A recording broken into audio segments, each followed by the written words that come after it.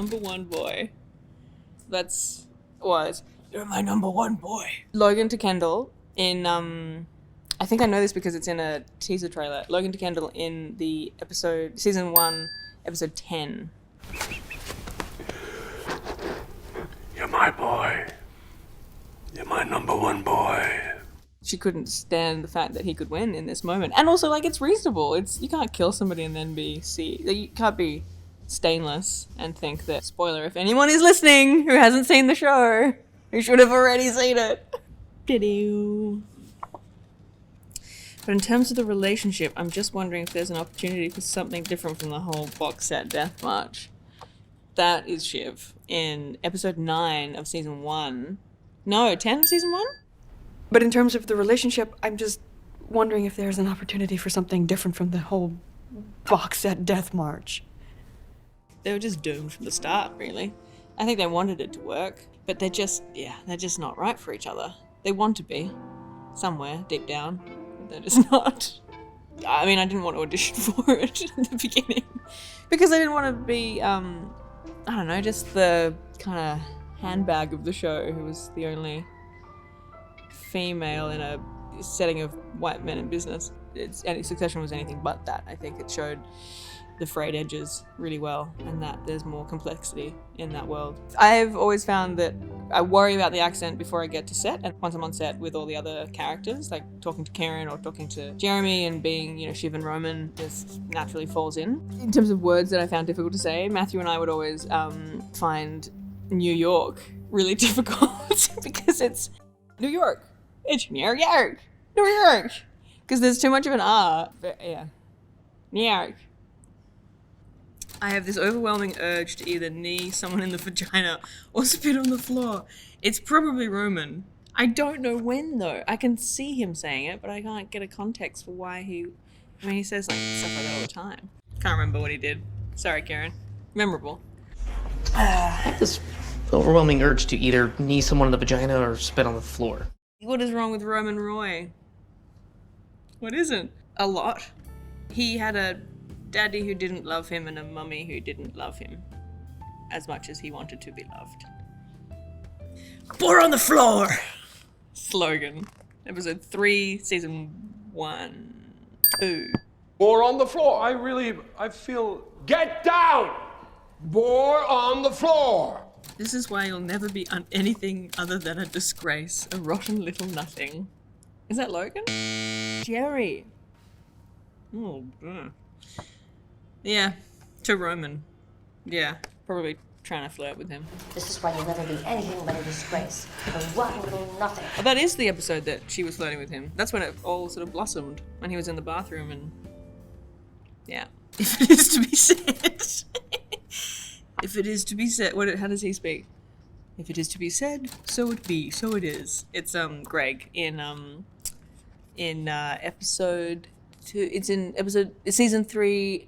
No, season 2. It's season 3, episode 1, or season 2, episode 10. It's about the cruise ships.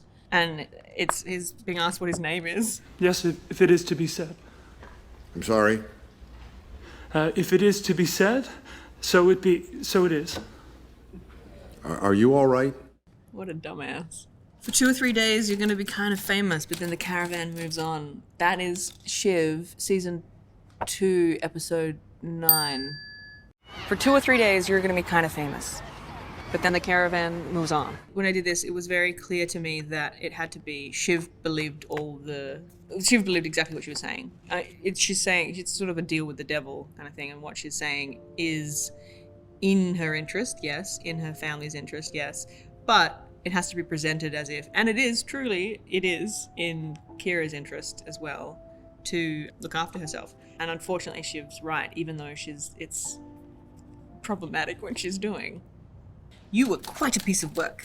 You were my onion. You are my onion. Yeah, that's Mum being really lovely to me.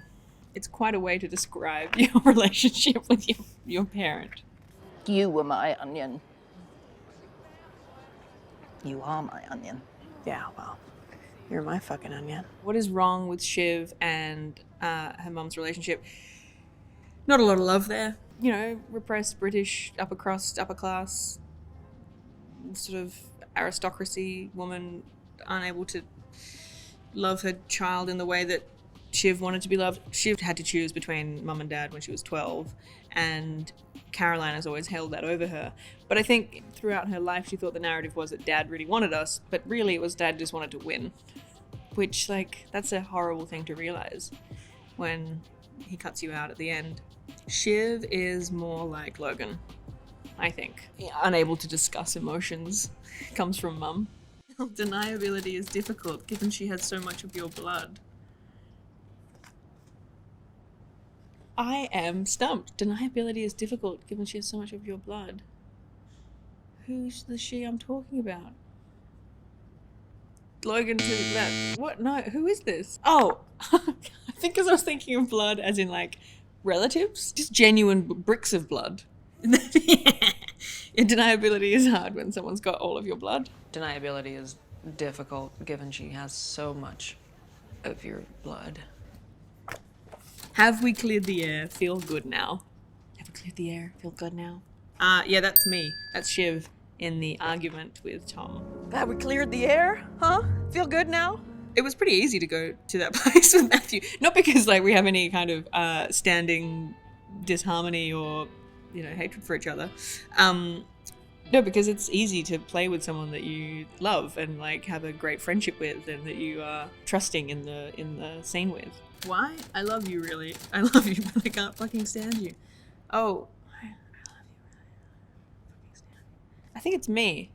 I love you, really. I love you. I can't fucking stand you. Oh, it's me to Kendall at the end in episode 10 in the boardroom. Or just outside of the boardroom. I love you. I love you, but I cannot fucking stomach you. Shiv thinks twice because she realizes that she just can't stomach him.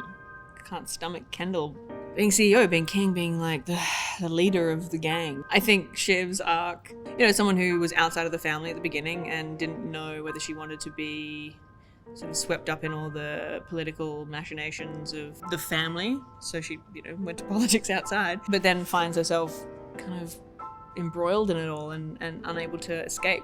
But also like the growth of a person, you know, going from like girl to woman in a way, like going from trying to choose her own path to being swayed by her family and her dad, and then having to really at the end, you know, the next act, the next chapter would be her establishing herself as the true Shiv, I suppose. But we'll just never see that, will we?